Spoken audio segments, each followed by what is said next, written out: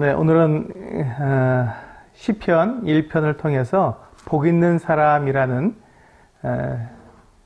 제목으로 우리 한번 교제를 나누도록 하겠습니다. 시편은 성경에서 가장 두꺼운 책이죠. 시편은 150편으로 되어 있습니다. 굉장히 두껍고 또 내용이 많기 때문에 그 150편에 되는 시편을 다 강의하는 것은 어렵습니다. 그래서 중요한 시편 몇 편만 이렇게 선택해서 함께 시편을 교제하도록 하겠습니다. 제 생각으로는, 제 예상으로는 한 22편 또는 23편 정도 이렇게 아마 그 교제를 나누면 되지 않을까 하는 생각을 가지고 있습니다. 이 시편은 노래입니다. 그 시이고요, 찬양입니다. 그런데 우리가 이 시편을 가만히 이렇게 쭉 살펴보면, 시편 전체를 쭉 살펴보면 시와 찬양과 노래이지만 또 이 시편의 중요한 기능은 아마 기도일 것입니다. 기도. 그래서 시편은 기도로서 사람들이 하나님께 고백하는 이와 같은 내용을 담고 있습니다. 우리가 하나님께 기도한다고 할 때 그 기도에는 하나님을 우리가 이렇게 묵상함으로써 또 감사도 드릴 수 있겠고요.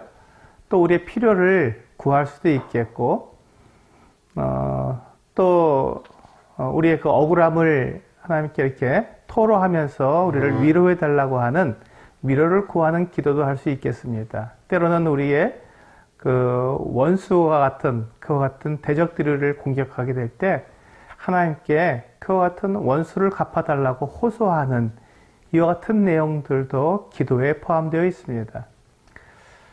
근데 이 기도가 우리가 기도할 때 우리의 마음을 열어놓고 하나님께서 우리의 마음을 다 아시니까요. 그래서 우리가 우리의 마음을 다 열어놓고 하나님께 내 마음에 있는 것들을 다 아뢰드림으로써 하나님께서 나의 그 같은 기도를 들으시고 또 이렇게 응답해 주시는 것을 경험하는 이와 같은 것이 바로 이 기도입니다. 그래서 하나님과 이렇게 교제를 나눌 수 있도록, 하나님과 이 교제를 직접 경험할 수 있도록 해주는 것이 기도이기 때문에 이번에 우리가 이 시편을 통해서 하나님의 말씀을 하나님께 우리가 기도하는 법, 하나님을 찬양하는 법을 배우길 원합니다. 그래서 우리가 이 시편을 통해서 실제적으로 하나님과 교제하고 또 우리의 매일의 삶 속에서 이 같은 하나님과 깊은 교제를 나누는 이 같은 경험을 이 시편 이 강해를 통해서 우리가 함께 누려보면 좋겠습니다. 오늘은 그 시편 1편입니다. 우리 시편 1편은 6절로 되어 있어서 짧습니다. 그래서 이 시편 1편 말씀을 우리가 이렇게 좀 읽어보면서 이 시편이 어떻게 구성되어 있는가를 우리가 살펴볼 수 있습니다. 이 시편 1편은 시편 총 150편이 되는 모든 시편의 표제입니다. 맨 시작이죠. 그래서 시편이 어떻게 구성되어 있고 어떤 내용으로 되어 있는가를 아주 요약해주고, 그리고 우리가 시편을 통해서 우리가 하나님과 교제하는 것을 경험할 수 있도록 그렇게 되어 있기 때문에 제가 제안해 드리는 것은 이 시편 오늘 1편을 우리가 함께 교제한 다음에 일주일 동안 시편 1편을 한번 암송해 보시면 좋겠습니다. 6절이니까 충분히 암송할 수 있습니다. 이렇게 해서 매일같이 이 시편 1편을 이렇게 암송하시면서 이 시편 1편을 통해서 내가 하나님께 기도하는 것이죠. 이 시편을 기록한 시인이 하나님께 기도한 것처럼 나도 동일하게 기도를 하면서 하나님께 어떻게 교제하는 것을 경험하는 이와 같은 시간이 우리 일주일 동안 한번 가져보면 좋겠습니다. 네, 우리 시편 1편을 6절까지 있는데 같이 한번 읽어보시겠습니다. 시편 1편을 우리가 읽고 한번 교제를 나누도록 하겠습니다. 시작.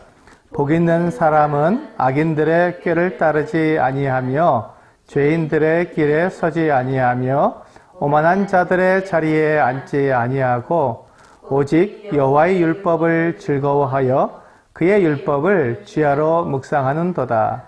그는 시냇가에 심은 나무가 철을 따라 열매를 맺으며 그 잎사귀가 마르지 않더니 그가 하는 모든 일이 다 형통하리로다.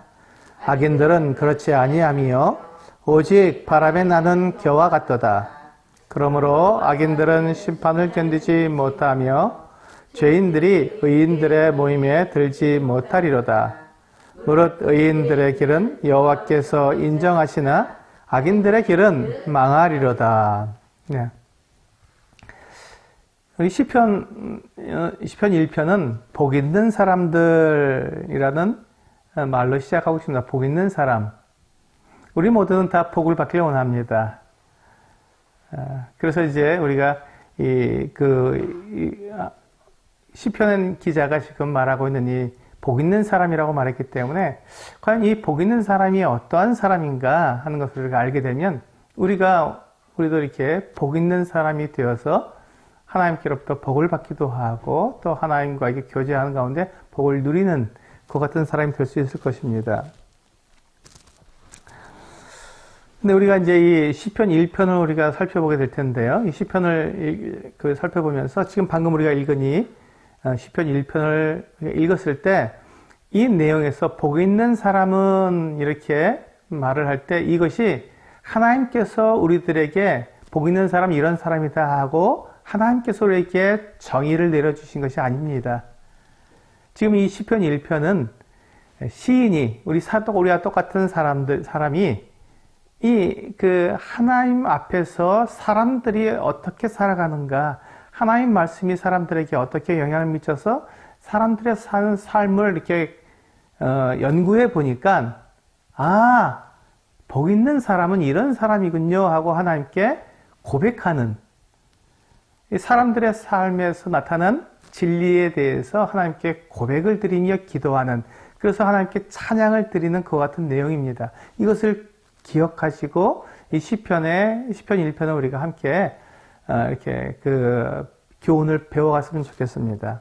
그러니까 여기서 보시면 지금 복 있는 사람은 이라고 말할 때 이 복 있는 사람에 대해서 이 시편 기자가 이 시인이 살펴봤겠죠. 어떤 사람이 복 있는 사람인가 살펴봤는데 1절에서 보니까 세 가지 세 단계로 나누어서 복 있는 사람은 어떤 사람인가를 말해주고 있습니다. 1절에 보시면요. 복 있는 사람은 하고 첫 번째, 악인들의 꾀를 따르지 아니한다라고 말하고 있습니다. 복 있는 사람은 악인들의 꾀를 따르는 사람이 아니라는 것입니다. 악인들의 꾀라가 무엇일까요? 우리 한번 전도서 말씀을 한번 보시겠습니다. 우리 주보에 보시면 전도서 7장 29절이 나옵니다. 전도서 7장 29절 같이 한번 읽어보시겠습니다. 시작. 내가 깨달은 것은 오직 이것이라. 곧 하나님은 사람을 정직하게 지으셨으나 사람이 많은 꾀를 낸 것이니라. 여기 보시면 하나님께서 처음에 사람을 지으셨을 때는 정직하게 지으셨습니다. 그러니까 정직하게 살아가고 정직한 삶을 살 수 있도록 그렇게 사람들을 지으셨는데 사람들이 꾀를 낸 것이죠. 꾀를 냈다는 것이 무엇이겠습니까? 하나님께서는 정직하게 살게 하셨지만 이 하나님의 그 말씀에 따라서 원칙적으로 살아가는 것이 쉽지 않으니까 사람들이 이렇게 적당히 거짓말도 좀 하고 적당히 법도 좀 어겨가면서 그리고 적당히 다른 사람들을 이용해서 나의 어떤 유익을 구하는 이렇게 그런 방법들을 고안해낸 것이죠. 그것이 꾀입니다. 그러니까 하나님의 방법이 아닌 사람들이 자기를 위해서 고안해낸 방법, 이것을 꾀라고 말합니다. 그러니까 원칙대로 하면 쉽지 않으니까 좀 쉽게, 편안하게 내 육체를 즐겁게 하기 위해서 내가 이렇게 고안해낸 방법, 이렇게 하면 되겠지라고 하는 내 방법을 꾀라고 말합니다. 근데 이렇게 이 악인들이 그렇게 꾀를 만들어내서 하나님의 방법이 아닌 내 방법대로 살아가는 그 같은 것을 따르지 않는다는 것입니다. 복 있는 사람은 그런 사람들의 그 같은 방법을 따라가지 않는다는 것이죠. 지금 시인이 이와 같이 하나님께 고백을 했습니다. 하나님, 제가 보니까 정말 복 있는 사람은 그렇게 악인들의 꾀를 따라가지 않더라고요 하고 고백을 했습니다. 그러면 우리 성도님들 어떠십니까? 지금 이 시인의 이 같은 고백에 아멘이 되십니까? 네, 이 시인의 고백에 아멘이 되는 것, 아멘하는 것, 이것이 바로 우리가 오늘 받아야 할 그 교훈입니다. 복 있는 사람은 하나님 그렇습니다. 제가 보니까 악인의 꾀를 따라가지 않는 것, 그것이 바로 복 있는 사람이 맞습니다 라고 우리가 동일하게 아멘하는 것입니다. 두 번째, 복 있는 사람은 어떤 사람이냐면요, 죄인들의 길에 서지 아니하는 사람이라고 말하고 있습니다. 죄인들의 길이라는 것이 무엇일까요? 죄인들이 살아가는 방법이죠. 살아가는 그 삶의 모습. 죄인들이 살아가는 방법은요, 하나님을 떠나서 하나님을 반역하고 내 육체의 쾌락과 내 육체의 즐거움을 위해서 내가 나를 위해서 살아가는 것입니다. 원래 사람은 지어졌을 때 하나님을 위해서 살아가도록 지어졌습니다. 그러니까 목표가 하나님이죠. 하나님을 향해서 가야 되는데 이제 그 목표가 바뀌어서 나를 위해서, 나를 향해서 살아가도록 이 목표가 바뀌어서 엉뚱한 곳에 목표를 두고 살아가는 것이 죄인의 삶입니다. 그래서 이 죄인의 삶은 하나님 없이 하나님을 버리고 하나님을 반역하는 그 같은 모습을 나타내고 있습니다. 그런데 아까 보세요. 아까는 악인들의 길을 따라가는 것이죠. 다른 사람들이 가는 것을 보고 저 길로 가면 되겠다고 따라가는 사람이었는데, 두 번째 사람은 이제 그 길에 서 있습니다. 그 방법을 자기가 이제 적당히 그렇게 하는 것이 아니라 완전히 그 죄에 가입을 해서 자기가 그 죄를 갖다 지으며 그것을 누리고 있는 것입니다. 그 자기가 행하는 거예요. 따라가는 게 아니라 이제 자기가 그것을 죄를 짓고 있는 모습을 가지고 있는 것이죠. 근데 복 있는 사람은 그와 같이 죄인의 길, 하나님을 떠나서 나를 위해서 사는 삶을 살지 않는 사람이라는 것입니다. 그러니까 이 하나님을 위해서 살아가는 삶, 그들이 바로 이 복 있는 사람이라고 말하는 것이죠. 어떠세요? 지금 이 시인이 말한 두 번째, 죄인의 길에 서지 않는 그와 같은 삶이 복 있는 사람이라는 것에 아멘이 되십니까? 네. 세 번째는 오만한 자들의 자리에 앉지 아니하고 라고 말씀하고 있습니다. 오만한 사람이 누굽니까? 이는 교만을 뛰어넘어서 사람들 위에 군림해서 사람들 앞에 자기를 자랑하고 또 자기를 나타내고 사람들을 제압하며 내가 최고야, 내가 하나님이야 라고 이렇게 주장하는 것을 말하고 있습니다. 내 마음대로 살 거야.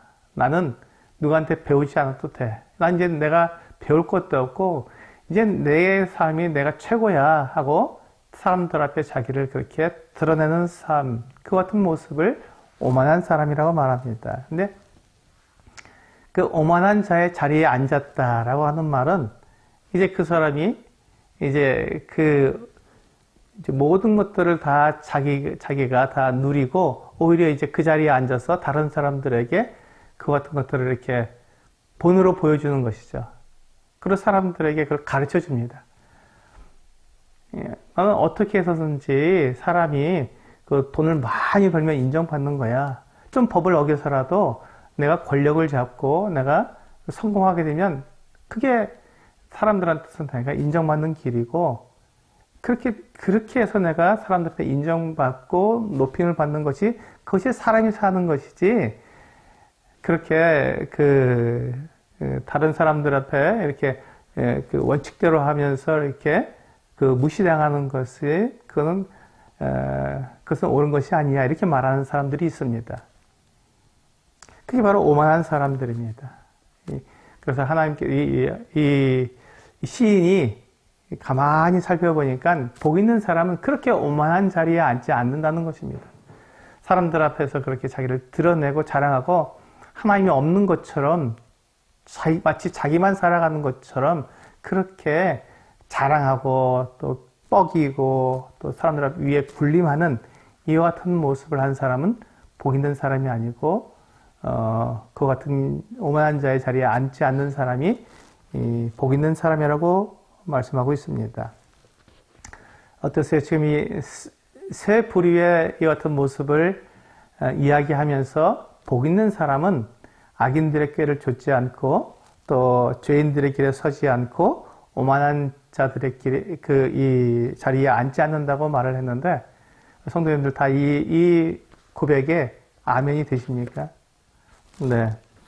그런데 왜 이렇게 이 복 있는 사람이 이와 같은 일을 이 죄인들의 삶을 살지 않는다고 말하는 것일까요? 그 이유가 뭐냐면 2절에 나와 있기 때문에 그렇습니다. 이 2절에 보시면요. 이 복 있는 사람은 오직 여호와의 율법을 즐거워하여 그의 율법을 주야로 묵상하는 자로다라고 말씀하고 있습니다. 이 여호와의 율법이란 진리입니다. 하나님께서 이 세상을 다스리시는 그 원칙, 원리, 진리가 이 여호와의 율법입니다. 그러니까 여호와의 율법을 즐거워하는 사람이란 진리를 즐거워하는 사람입니다. 진리를 기뻐하는 사람. 그러니까 복 있는 사람은 거짓된 것이나 속이는 것을 즐거워하지 않고 진리대로, 원칙대로 하는 것을 즐거워한다는 것입니다. 한번 생각해 보세요. 우리가 거짓과 속임은 반드시 멸망하게 되어 있습니다. 그런데 진리를 따라가는 사람은 생명을 얻게 되어 있죠. 그게 하나님의 법칙입니다. 하나님께서는 진리를 찾으라고 하셨고 진리를 따르라고 하셨습니다. 그래서 진리는 생명으로 연결되기 때문에 내가 생명을 즐거워하고 내가 생명 얻기를 원한다면 당연히 여호와의 율법을 즐거워할 수밖에 없습니다. 그리고 그 율법을 주야로 밤낮으로 묵상하는 것이죠. 이 하나님의 이 진리를 밤이든 낮이든 계속해서 읽고 암송함으로써 외움으로써 그것을 내 삶에 적용하는 사람을 말하는 것입니다. 이렇게 진리가 이렇게 중요한 것입니다. 그래서 우리 잠언 23장 23절 말씀은 이와 같이 말씀하고 있죠. 같이 읽어보시겠습니다. 잠언 23장 23절 시작.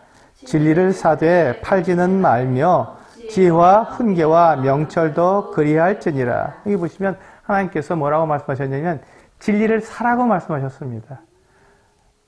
금이나 은보다 더 진리가 귀하고 더 소중하기 때문에 진리를 사라는 것입니다. 진리는 생명과 관련되어 있기 때문에 생명을 우리에게 주는 것이기 때문에 금이나 은이 우리에게 생명을 주지 못합니다. 그러나 진리는 우리에게 생명을 주기 때문에 진리를 사라 하고 되팔지는 말라는 것입니다. 그것을 버리지 말라는 것이죠.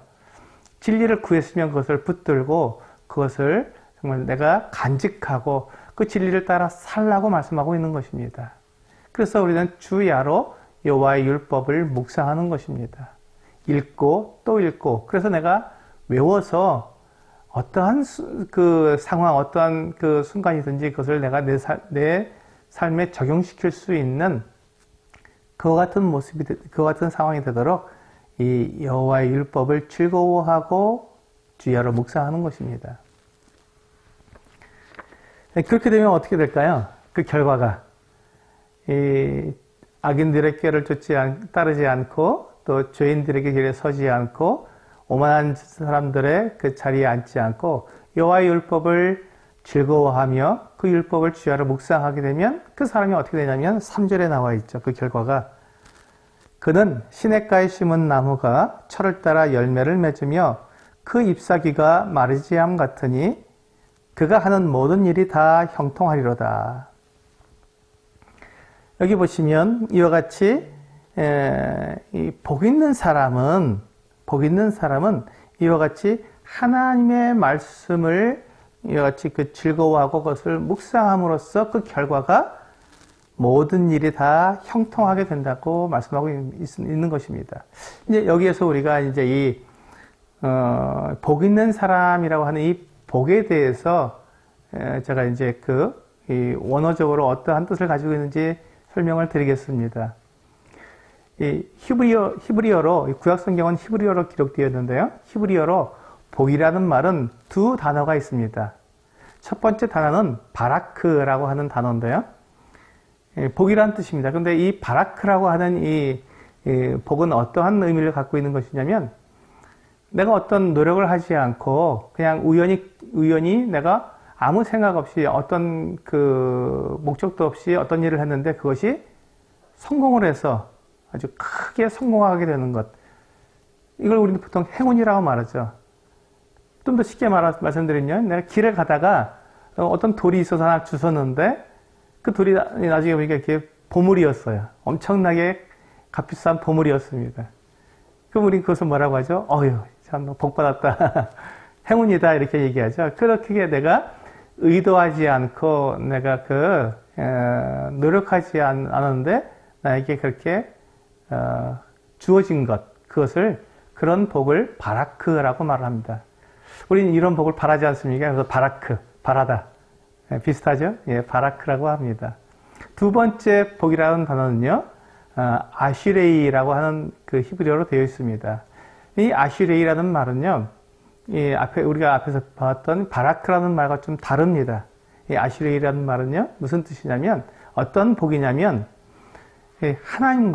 하나님과 이 교제를 나누고 하나님과 동행하는 가운데 하나님께서 나의 길을 형통하게 만들어 주셔서 내가 성공하게 되는 것. 그것을 아시레이라고 말을 합니다. 그러니까 우리가 하나님과 교제하게 되면 하나님이 나를 아시죠? 그래서 아시레이.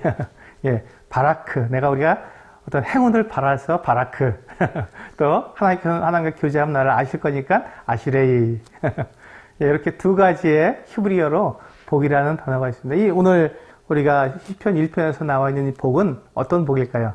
두 번째 나와 있는 아시레이. 하나님께서 나를 아실 것이다. 하나님과 교제를 하면, 깊은 교제를 나누면 내가 하나님이 어떤 분인지 알고 하나님과 내가 어떤 사람인지 알게 되는 그래서 내가 하나님과 교제함으로 하나님과 동행하기 때문에 하나님께서 인도해 주시는 그 길을 가다 보니까 내 길이 다 형통하게 돼서 보시니까 그렇죠. 그는 시냇가에 심은 나무가 철을 따라 열매를 맺으며 그 잎사귀가 마르지 아니한 것 같으니 그가 하는 모든 일이 다 형통하리로다. 이렇게 형통하게 되는 것, 성공하게 되는 것을 말하고 있습니다. 한번 생각해 보십시오. 여기서 보시면 그는 시냇가에 나무가 심겨진 사람처럼 그런 사람이라고 말하고 있습니다. 그러니까 이 사람은 망하지 않겠죠. 계속해서 시내에서 물이 올라오니까 이 나무가 마르지 않을 것입니다. 그런데 아무리 시냇가에 심은 나무라 할지라도 그 열매가 항상 맺혀 있을 수는 없습니다. 아무리 시냇가에 심은 나무라도 늘 아무 때나 열매가 맺혀 있는 건 아니죠. 언제 열매가 맺습니까? 나무가? 네. 그 열매를 맺는 계절이 때가 되었을 때 열매를 맺게 됩니다. 그것처럼 여기서 보시면 그는 시냇가에 심은 나무가 철을 따라 때가 되면 그 열매를 맺을 때가 되었을 때 정확하게 열매를 딱 맺는다는 것입니다. 그래서 우리가 이 복 있는 사람이 악인들의 길을 따르지 않고 죄인들의 길에 서지 않고 오만한 자들의 자리에 앉지 않고 여호와의 율법을 즐거워해서 주야로 그 율법을 묵상하게 됐을 때 그 사람이 언제나 모든 일이 다 잘 되는 것은 아닙니다. 언제나 모든 일이 다 형통하는 것은 아닙니다. 그런데 그가 그와 같은 삶을 살았을 때 때가 되면 하나님께서 그에게 때가 되었을 때 그가 열매를 맺을 때가 되었을 때 그가 정말 그가 그 원칙대로 하나님의 말씀에 따라 산 그 삶의 결과로서 아름다운 열매를 맺게 된다는 것입니다. 여러분 한번 생각해 보시기 바랍니다.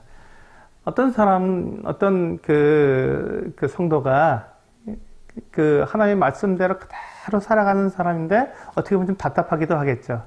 아니, 어떻게 저렇게 원칙대로만 살아? 이렇게 생각하고 좀 이렇게 좀 적당히 했으면 좋겠다라는 생각을 할 수도 있는데, 가만 보면 그 성도가 쭉 그와 같이 원칙대로 살아가고 어떤 그 꾀를 내지 않고 자기의 삶을 그렇게 하나님 앞에서 이렇게 하나님 말씀에 따라서 끝까지 살아나갈 때 조금 이렇게 좀 어려움을 당할 수도 있고 힘들 때도 있는데, 그것을 잘 견디어서 결국 어떤 때가 되었을 때 그 삶이 정말 하나님께서 주시는 것 같은 아름다운 결과를 맺는 그 같은 모습을 보신 적이 있습니까?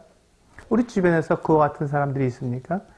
그런 모습을 보게 된다면 그가 바로 복 있는 사람이라는 것입니다. 아마 이 시편 1편을 지은 이 시인도 그와 같은 모습을 본 것 같습니다. 사람들이, 어떤 사람들은 보면 막 뭐 하는 일마다 다 잘 되는 것 같은데 나중에 보니까 그 모든 것들이 다 문제가 되어서 망하는 그 같은 사람이 있는가 하면, 이렇게 어떤 사람이 정말 이 원칙대로 하고 좀 답답해 보이는 것 같았는데 나중에 보니까 그 모든 일들이 아무 문제가 없었기 때문에 그것이 하나님께서 주시는 그 같은 아름다운 열매를 맺어서 사람들 앞에서 이렇게 형통해 가는 모습을 보여주는 그 같은 사람들을 우리는 이 시편을 기록한 이 시인도 그것을 본 것 같습니다. 그래서 이와 같이 하나님께 고백하는 것이죠. 하나님, 제가 보니까 복 있는 사람은 그렇게 결국은 하나님과 동행함으로써 하나님께서 형통하게 하시고 하나님께서 주시는 그 같은 아름다운 열매를 맺는 것 같습니다. 그렇지 않습니까? 하고 하나님께 이렇게 기도하고 있는 것이죠. 어떠세요? 우리도 그와 같은 것에 아멘이 되십니까? 네. 그런데 이제 4절에 보시면 그 반대되는 그와 같은 모습을 우리들에게 또 소개하고 있습니다. 4절에 보니까요. 악인들은 그렇지 아니하며 오직 바람에 나는 겨와 같도다. 여기 보시면 우리 복 있는 사람은 시냇가에 심기운 나무가 이게 철을 따라서 열매를 맺는데, 열매 맺는 삶인데, 형통하는 삶인데, 이 4절에 보면 이 악인들, 이 사람들은 꾀를 내고 자기 멋대로 자기 그 육체의 그 욕심을 위해서 그렇게 사는 사람이라서 뭔가 막 잘 되는 것 같고 시작부터 정말 뭐 크게 성공하는 것 같고 그렇게 보였는데 보니까 그들이 결과가 뭐냐면요. 오직 바람에 나는 겨와 같도다. 쭉정이에요. 껍데기는 겉으로 볼 때는 굉장히 화려해 보이고 정말 멋지고 많은 것들을 가진 것처럼 보였는데 막상 이렇게 까불어 보니까 키질 해보셨습니까? 저는 어렸을 때 키질을 해봤는데요. 쌀이나 곡식을 이렇게 키에 넣고 이렇게 키를 까부르면 이 공중에다가 이렇게 휙 올리면요, 이 가벼운 이 껍질만 있는 이 겨나 이 축정이들은요, 바람 때문에 휙 날아가서 바닥에 키에 떨어지지 않고 바닥에 떨어지거나 아니면 키 가장자리에 이렇게 떨어지게 됩니다. 근데 그 곡식은 무거우니까 키 안쪽으로 떨어져서 그것이 모이게 되죠. 그래서 몇 번만 이렇게 키질을 하게 되면 이 쭉정이나 이 겨나 이와 같은 것들은 다 바깥으로 떨어지고 또 구분할 수 있게 되는 것이죠. 지금 이 악인들이 그렇다는 것입니다. 악인들의 모습이 무언가 좀 가진 것처럼 보이고 성공하는 것처럼 보이는데 그런데 그들의 결과는 바람에 나는 겨처럼 아무 쓸모없는 것이죠. 그래서 그들은 5절에 보니까요. 그러므로 악인들은 심판을 견디지 못한다는 것입니다. 하나님께서 심판을 하시는데 그 심판을 통과하지 못하는 거예요. 심판을 넘어서지 못하는 것입니다. 그래서 그들의 악과 그들의 죄와 그와 더러움과 그들의 그 같은 허황된 것들, 하나님을 싫어해서 떠난 것들, 자기 꾀를 내서 자기 멋대로 이렇게 하면 성공할 거야, 저렇게 하면 내가 인정을 받을 거야, 내가 이렇게 하면 권력을 잡아서 내가 높은 사람이 되겠지라고 그렇게 온갖 불법과 탈법과 이와 같은 것들을 통해서 자기의 삶을 살아가는 사람들, 하나님의 방법이 아닌 사람의 방법을 따라가는 사람들은 하나님께서 심판하실 때 그들은 그 심판을 통과하지 못하고 멸망으로 던져지며 그렇게 쭉정이들은 다 모아서 불에 사르는 것처럼 그렇게 멸망하게 된다는 것입니다. 그러니까 진짜 우리가 이 생명이 어디에 있냐는 것이죠. 진리에 있다고 아까 제가 말씀드렸죠. 그래서 여호와의 율법을 즐거워하는 사람. 그러니까 지금 우리가 그래서 지금 이 시인이 시편 1편을 기록한 이 시인이 지금 둘을 이렇게 딱 구분해서 대조해서 우리에게 보여주고 있는 것입니다. 복 있는 사람은 어떤 사람이냐? 그래, 원칙대로 하나님의 말씀대로 살아가는 사람이다. 왜냐하면 그 하나님의 말씀에 생명이 있고 진리이기 때문에 그렇다. 근데 그 사람이 처음부터 무조건 다 잘 되는 것 같지 않은데 나중에 보니까 결과적으로 봤을 때 그가 열매를 맺고 형통하게 되더라. 이게 하나님의 법칙이 아니냐라고 이렇게 지금 고백을 하는 것입니다. 근데 악인들은 처음에 봤을 때는 뭔가 잘 되는 것처럼 보이고 성공하는 것처럼 보이는데 결국 보니까 바람이 나는 겨와 같고 그리고 하나님께서 심판하실 때는 그들이 심판을 통과하지 못한다고 이야기하는 것입니다. 그래서 죄인들이 의인들의 모임에 들지 못한다. 이 죄인들이 어떻게 해서든지 의인들 사이에 끼어보려고 하지만 하나님의 그 불꽃 같은 눈초리가 그들을 악인과 의인을 구분하기 때문에 결코 죄인이 의인의 그 모임에 들어가지 못하는 것이죠. 이것이 그 악인과 그 복 있는 사람과 이 악인의 이 삶의 결과입니다. 결과. 우리는 과정 가운데에서는 이런 말도 할 수 있고 저런 말도 할 수 있지만 결과가 딱 나왔을 때는 분명하게 구분되는 것이죠. 어떤 사람이 복 있는 사람인가? 정말 복 있는 사람인가? 그래서 이제 시편 1편에 이 시인은 이렇게 결론을 내고 있습니다. 6절 보니까요. 무릇 의인들의 길은 여호와께서 인정하시나 악인들의 길은 망하리로다. 이게 이 시편 1편을 기록한 시인의 결론입니다. 내가 보니까 사람들을 보니까 인생을 살펴보니까 결국 보니까 의인의 길은 여호와께서 인정해 주시지만 악인들의 길은 망하는구나. 하나님, 정말 하나님께서는 이렇게 사람들을 인도하시고 이렇게 이 세상을 다스리십니다. 라고 고백을 한 것입니다. 이 하나님, 이 정직하시고 진실하시고 완전하시고 거룩하신 하나님을 찬양하는 것이죠. 우리가 지금 이 시편 1편 1절부터 6절까지를 쭉 살펴봤는데 우리가 이 내용들을 가만히 생각해 보고 내 마음에 새기고 그리고 내가 그것을 늘 읽고 암송하게 된다면 그럼 우리는 어떤 길을 가야 할까요? 그렇습니다. 우리는 악인들의 꾀를 따라가지 않을 것입니다. 그리고 죄인들의 길에 서지 않을 것입니다. 그리고 오만한 자들의 자리에 앉지 않을 것입니다. 그리고 하나님께서 우리에게 말씀해 주신 그 말씀에 좀 답답하고 좀 이렇게 융통성이 없어 보인다 할지라도 묵묵히 그 길을 갈 것입니다. 왜냐하면 그것이 진리이고 그 진리는 생명으로 이어지며 그것이 결국 열매를 맺고 형통하게 하는 길이기 때문에 그렇습니다. 결국 그것이 하나님께서 인정해 주시는 길이죠. 그래 옳다라고 하나님께서 인정해 주시는 길이기 때문에 우리는 그 길을 그렇게 갈 수 있게 된다는 것입니다. 그것이 시편 1편을 우리가 이렇게 묵상하고 똑같이 하나님 이 시편 이 기자가 이렇게 하나님께 고백한 것처럼 저도 고백합니다. 저도 그 길을 저도 가기 원합니다라고 고백하게 될 때 우리 안에서 하나님과 이렇게 교제하게 되고 깊은 하나님께서 이와 같은 길을 나에게 가라고 말씀하시는구나. 알겠습니다. 저도 그 길을 가겠습니다. 하고 내가 고백하게 될 때 하나님과 교제하게 되는 것이죠. 우리 한번 보시면요. 이 시편 1편은 이와 같이 이 시편 기자가 이렇게 하나님께 기도를 드렸는데 하나님께서는 우리 사람들의 기도를 다 들으시는 분이십니다.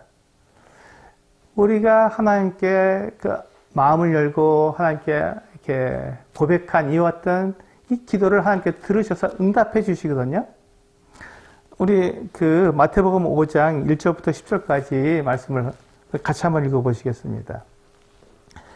마태복음 5장 1절에서 10절 시작.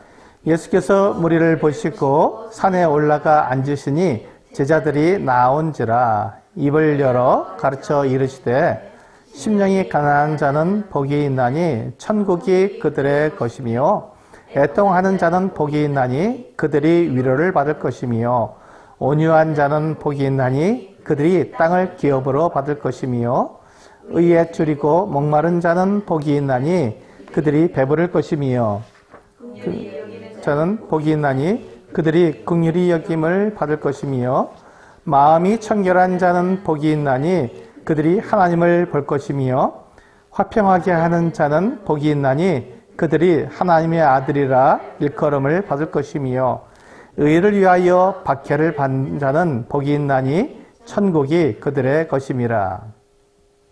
여기 보시면 예수님께서 이제 그 백성들 앞에 이제 나와서 가르치기를 시작하셨습니다. 이게 예수님께서 사람들을 가르치신 첫 번째 가르침입니다.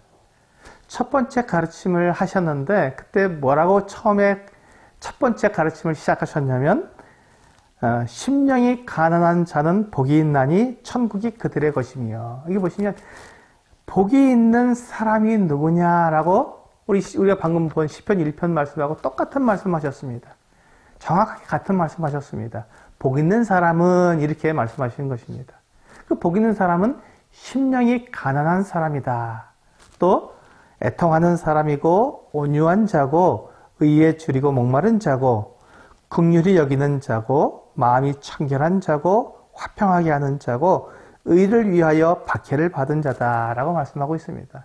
여기 보시면 이 지금 예수님께서 복 있는 사람 이렇게 하면서 말씀해 주신 이 내용에 보시면 사람들이 다른 사람 앞에 자랑하고 자기를 드러내고 자기의 어떤 그 외모를 통해서 이렇게 나타내는 그 같은 모습이 있습니까? 그렇지 않습니다. 여기 보시면 다 내면에, 그 사람의 내면에서 하나님과 어떤 교제를 통해서 그 안에 이게 그 진리를 따라가는 그 모습이 바로 지금 이 팔복이라고 그러죠. 이 여덟 가지의 이 어떤 복의 모습으로 예수님께서 설명해 주고 있습니다. 그러니까 지금 예수님께서 마치 시편 1편으로 사람들이 하나님께 기도하니까 하나님, 복 있는 사람은 이런 사람입니다 하고 하나님께서 인정해 주시는 그 같은 사람입니다 라고 하나님께 기도를 하니까 그 기도를 들으신 예수님께서 그 기도에 화답해 주시는 것과 같습니다. 그렇다, 맞다, 너희가 그렇게 나에게 기도했는데 그 기도가 옳다. 그 기도대로 지금 이와 같이 복 있는 사람은 이와 같이 하나님과 교제를 하고 하나님의 말씀을 따라서 자기의 삶을 살아가는 사람이다. 그들이 그와 같이 살아갈 때 때로 처음에는 이와 같이 가난하기도 하고 애통하기도 하고 의에 줄이고 목마기도 하고 또 의를 위하여 박해를 받을 수도 있다. 그런데 그와 같은 사람들에 대해서 주님께서 뭐라고 약속하셨냐면 천국이 그들의 것이고 위로가 그들의 것이고 땅을 기업으로 받을 것이고 그들이 배부를 것이고 긍휼히 여김을 받을 것이고 하나님을 볼 것이며 하나님의 아들이라 일컬음을 받을 것이고 천국이 그들의 것이다 라고 분명하게 화답을 해주신 것입니다. 주님께서 이와 같이 우리의 기도를 들으시고 응답해 주시는 것이죠. 맞다. 너희들의 그 기도, 그 찬양, 그 노래가 맞다. 그리고 그렇게 살아라. 그렇게 하면 내가 이와 같은 것들 너에게 약속해 주마 하고 우리들에게 응답해 주신 것입니다. 그렇습니다. 하나님께서는 우리의 기도를 들으시는 분이시고 우리가 교제하기를 원하시는 분이십니다. 제가 지난 그 요한일서 말씀을 통해서 우리가 예배를 이렇게 교제하게 될 때 한마디로 예배란 무엇인가 했을 때 예배란 하나님과 교제하는 것이다 라고 말씀을 드렸습니다. 하나님과 교제하기 위해서 우리는 4가지 그 요소가 필요하다고 그랬죠. 네.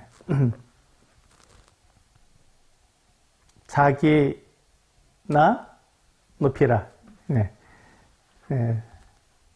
자백하고, 기억하고, 나타내고, 높이는 삶. 그것이 바로 지금 시편 1편에서 우리가 또 마태복음 5장에서 우리가 배우게 되는 교훈과 같습니다. 우리가 이와 같이 하나님과 예배하는 사람이 되기 위해서, 예배자로서의 우리의 삶을 살기 위해서 이와 같은 하나님과의 교제가 필요한데, 그 교제를 우리가 하기 위해서 지금 이 시편 1편에서 우리들에게 이와 같은 기도를 하라고 우리들에게 말씀해 주십니다. 그리고 이 기도를 내가 하나님께 드리면서, 아멘, 하나님, 제가 이와 같은 삶을 나도 살겠습니다. 하나님과 이와 같이 하나님 앞에서 하나님께서 인정하시는 삶을 살겠습니다. 라고 하나님께 고백하면서 하나님과 교제하는 그 같은 삶을 살라고 말씀하시는 것이죠. 그렇게 될 때 주님께서 우리들에게 응답해 주십니다. 그렇다. 내가 너에게 천국을 주고, 내가 너에게 배부르게 하고, 위로해 주고, 나와 함께 교제하고, 나와 함께 영원히 살자 하고 우리에게 응답해 주실 것입니다.